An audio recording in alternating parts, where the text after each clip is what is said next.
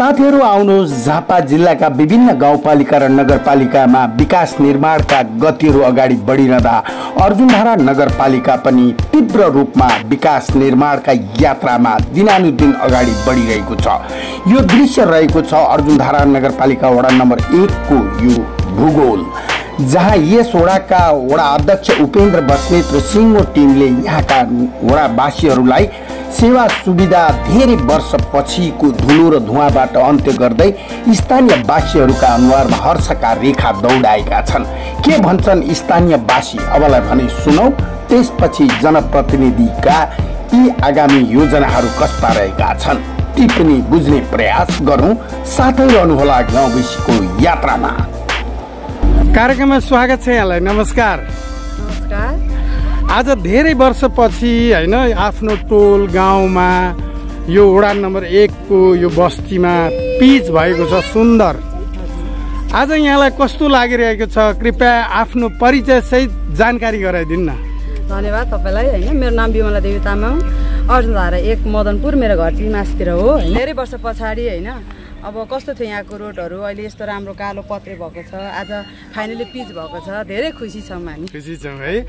अब अहिलेको वडा नम्बर 1 को निर्वाचित जनप्रतिनिधिहरू हुनुहुन्छ नि, उहाँहरूले हिजो निर्वाचनमा भोट माग्नुभयो हैन। आज जस व्यावहारिक जीवनशैलीसँग सन्तुष्ट दिने गरी बाटो निर्माण गर्नुभयो, अन्य विकासका कामहरू पनि गर्नुभयो हैन। उहाँहरू सिंगो टिमलाई के भन्न चाहनुहुन्छ त? यो हाम्रो 1 नम्बर वडाको सबै टिमहरूलाई म उहाँहरूलाई के भन्न चाहन्छु भने धेरै धेरै धन्यवाद भन्न चाहन्छु हैन। हामी एकदमै खुसी छौँ जो अब उहाँहरूले सकेसम्म गर्दै हुनुहुन्छ हैन। उहाँहरूलाई हामी सबै हाम्रो गाउँको तर्फबाट धन्यवाद भन्न चाहन्छौँ। धन्यवाद भन्न चाहनुहुन्छ। ल त अब आगामी दिनहरूमा पनि यस्तै जनसेवाका कार्यक्रमहरू हैन आए भने अझै यहाँहरू हर्षित बन्नु होला हैन। अरू ज्येष्ठ नागरिकहरूका कुराहरू छन् हैन, भाषा कला साहित्यका कुरा छन्, स्वास्थ्यका कुरा छन्, शिक्षाका कुरा छन् हैन।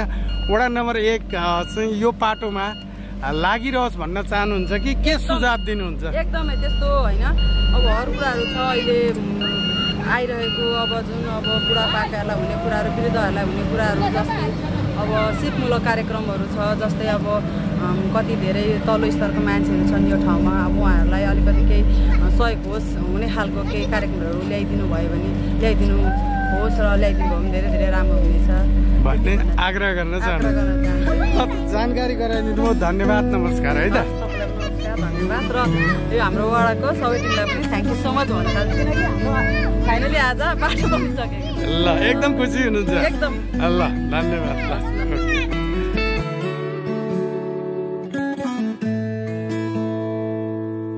खोला कला कला यादै सला सला जुनै टला टला जोबान ढाला ढाला होय काठै खाने किरा ओय मनै खाने माया सेती दोभान होय सेती दोभान सेती दोभान होय सेती दोभान यतिकै जान्छ क्या हो भैँस जोबान, यतिकै जान्छ क्या हो भैँस जोबान, यतिकै जान्छ क्या हो भैँस जोबान।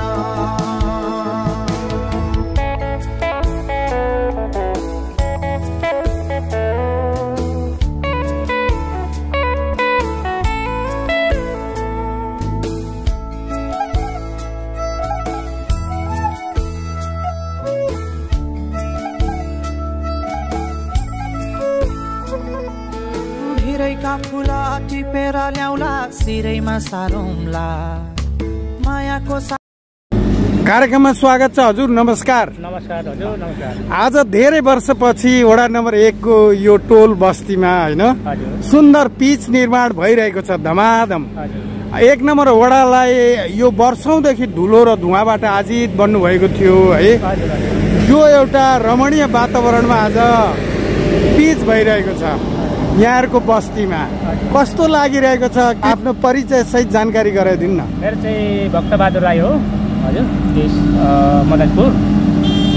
अनि एकदम ठिकै खुसी लाग्यो। धुलो मुक्तदेखि भयो हामी, होइन भने धुलोले हामीले धेरै दुःख दिएको छौँ। हजुर, यो बाटोले गर्दाखेरि अति राम्रो, मलाई यो विकास आउनु नै अति राम्रो खुसी लाग्छ। मलाई खुसी लाग्छ। वडा नम्बर 1 को सिङ्गो टिमलाई के भन्नुहुन्छ त? धेरै धेरै धन्यवाद भन्नुहुन्छ है। भन्न चाहन्छु। अब आगामी दिनहरूमा यस विकासका कार्यक्रम होइन, नागरिकका सेवाका विषयहरूमा के सुझाव दिनुहुन्छ त? भन्नु न थोरै वडा अध्यक्षलाई। वडा अध्यक्षलाई म आजै पनि यस्तै अरू ठाउँमा पनि हाम्रो ठाउँमा भयो, अरू ठाउँ पनि निकट ठाउँमा यस्तै राम्रो गरिदियोस् भन्न चाहन्छु हो हाम्रो वडा अध्यक्षलाई। भनेपछि हिजो यो टिमलाई जुन मतदान गर्नुभयो नि यहाँहरूले, आज किस्मत छैन, खुसी हुनुहुन्छ? यहाँदेखि खुसी हुने ठाउँ छैन हो। ल त जानकारी गराइदिनु भयो, धन्यवाद, नमस्कार है त। माया नै देउला के रुन पारुम्ला, उडेर गए कोइली चरी शून्य भुवनैमा, हितैको माया आउला कि भनी पर्ख्या छु मनैमा, यसै फर फर यादै हर हर, यसै फर फर यादै हर हर, होई उडी जाने चिला ओइ पसी। यहाँ वडा नम्बर 1 का वडा सदस्य दिनेश घिमिरेज्यू के भन्नुहुन्छ यस्ता विकास निर्माणका अन्य टोल बस्तीहरूमा केही जानकारी लिने प्रयास गरिरहेको छु। दिनेश सर, यहाँलाई कार्यक्रममा स्वागत छ। नमस्कार। हजुर नमस्कार।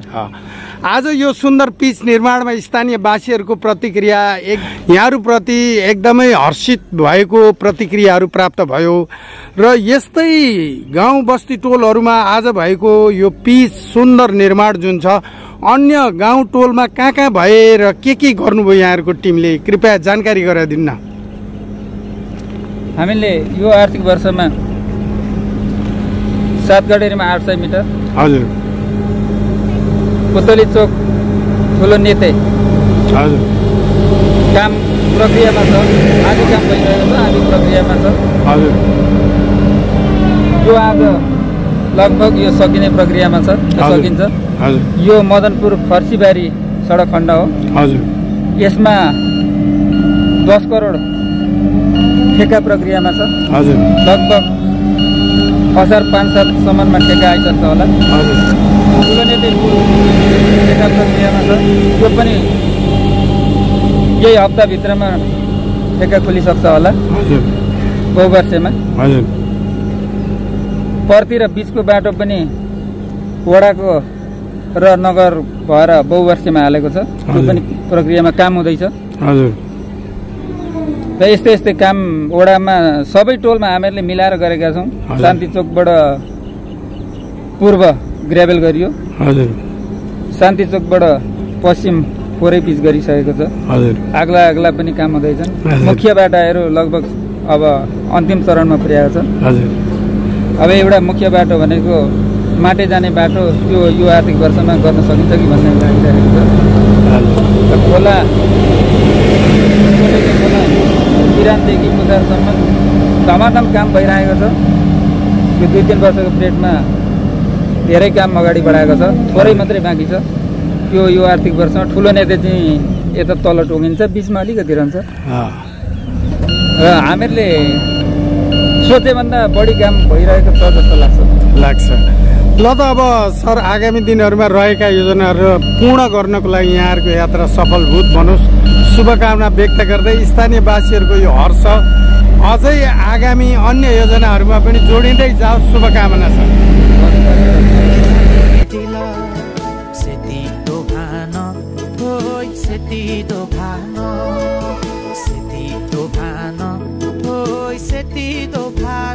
यतिकै जान्छ क्या हो पैसा जो बहन, यतिकै जान्छ क्या हो पैसा जो बहन, यतिकै जान्छ क्या हो पैसा जो बहन।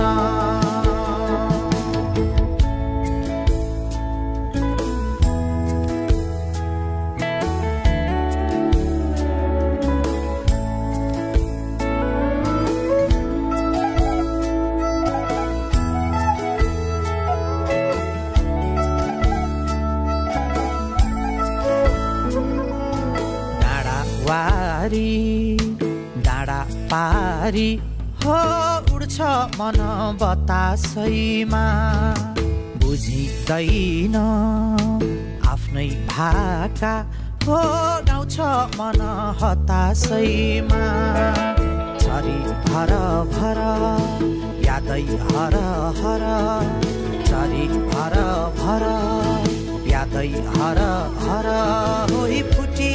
साथीहरू, वडा सदस्यपछि सम्बन्धित वडाका वडा अध्यक्ष उपेन्द्र बस्नेतसँग पनि यो पिचको कसरी निर्माण कार्य भइरहेको छ र यो कति मिटरको हो र बजेट कति लागतमा निर्माण कार्य सम्पन्न हुँदैछ यसको विषयमा केही बुझ्ने प्रयास गर्नेछु। वडा अध्यक्षज्यू, कार्यक्रममा स्वागत छ यहाँलाई। नमस्कार। आज स्थानीयवासीहरू अत्यन्त हर्षित भएको प्रतिक्रियाहरू पाइयो होइन। युगौंदेखि धुलो र धुवाबाट आजित भएका नागरिकहरू आज यो टोलमा सुन्दर पिच निर्माण हुँदा यहाँहरूलाई एकदमै हर्षित भएका छन् र धन्यवाद पनि दिएका छन्। र यो बाटो कुन क्वालिटीमा बन्दैछ, यो कति मिटरको हो र यो बजेट कतिको हो र बजेटको आय कहाँबाट गर्नुभएको थियो, जानकारी गराइदिनु न। धन्यवाद। यो चाहिँ कोशी प्रदेश सरकारबाट विनियोजित रकम रु 1 करोड बराबरको कालोपत्री हामी यहाँ गर्दैछौँ। हजुर। कोशी प्रदेशका पूर्व मुख्यमन्त्री हजुर उद्धव थापाज्यूलाई लगायत कोशी प्रदेशका हाम्रा आदरणीय माननीयज्यू चिन्तन पाठकज्यू लगायत सम्पूर्णलाई यही तपाईँकै मार्फत धन्यवाद ज्ञापन गर्न चाहन्छु। यो चाहिँ उहाँहरूले विनियोजन गरिदिएको कोशी प्रदेश सरकारबाट विनियोजित रु 1 करोड रकमबाट विनियोजित यो आज कालोपत्री भइरहेको छ। 870 मिटर कालोपत्री, आसफाल्ट कालोपत्री भन्छ यसलाई। आसफाल्ट 40 mm कालोपत्री आज हुँदैछ। अच्छा। यो चाहिँ 5 मिटर चौडाइको रहेको छ अहिले। जनघनत्वलाई आधारमा राखेर यसलाई चाहिँ 5 मिटरको हामी कालोपत्री गरिरहेका छौँ अहिले। अच्छा अध्यक्षज्यू, आगामी जनप्रिय कार्यहरू भौतिक निर्माणका कार्यक्रमहरू, बाटाघाटा, पुल, कुलेसा होइन, यहाँका स्थानीय नागरिकहरूका हरेक समस्याहरूमा यहाँहरू लागिरहनु भएको छ। अरू पर्सनल नागरिकमा आगामी योजनाहरू के छन् र के गरिरहनु भएको छ? यही विषयलाई जोडेर जाँदाखेरि आगामी वर्ष यसलाई चाहिँ प्रदेश सरकारबाटै 10 करोड रुपियाँको चाहिँ बजेट पनि विनियोजन भइसकेको छ, जुन चाहिँ बहुवर्षीय ठेक्का प्रक्रियामा रहेको छ। यसलाई चाहिँ यसको यो शीर्षकै मदनपुरबाट हचुमासा हल्लगढ हचुमासा हुँदै फर्सीबारी सडक भनेर शीर्षक छ, जसको चाहिँ करिब लम्बाइ 9 किलोमिटर भन्दा माथि रहेको छ। यो 9 किलोमिटरमा अहिले हामीले लगभग 870 मिटर पिच गर्न सफल भएका छौँ। अब रहेको बाँकी किलोमिटरहरू चाहिँ आगामी वर्ष बहुवर्षीय टेन्डर चाहिँ अब यो हप्ता दिनभित्रमा टेन्डर खुल्ने प्रक्रियामा छ। यो खुलेर यसलाई चाहिँ मदनपुरदेखि फर्सीबारीसम्मै जोडाउने भन्ने हाम्रो लक्ष्य छ। भनेपछि यसलाई निरन्तरता दिने आगामी योजना रहेको छ। ल त अध्यक्षज्यू, जानकारी गराइदिनु भयो र यो स्थानीय नागरिकहरू एकदमै यो टोलवासीहरू हर्षित छन् र आगामी योजनाहरूमा यसलाई निरन्तरता दिने प्रयास जारी रहोस् र उत्तरी भेगका सम्पूर्ण नागरिकहरू पनि आज जसरी स्थानीयहरू हर्षित छन् त्यही रूपमा उहाँहरूको पनि हर्षको प्रतीक्षा पूर्ण रूपमा सफलता रहोस् शुभकामना व्यक्त गर्दै बिदा चाहन्छु। साथीहरू, उहाँ रहनुभएको थियो अर्जुनधारा वडा नम्बर 1 का वडा अध्यक्ष उपेन्द्र बस्नेत। आफ्ना टोल बस्तीका सुन्दर पाटाहरू र आकर्षक बाटाहरू निर्माण गर्दै अगाडि बढ्दै रहेको अर्जुनधारा नगरपालिका सबै वार्डमा यसरी नै प्रगति पथतर्फ अगाडि बढिरहेको छ आज भोलि। आउनुहोस् यिनै रिपोर्टिङका साथ गाउँबेसीको यात्राबाट बिदा चाहन्छु। धन्यवाद, नमस्कार, जय गाउँबेसी।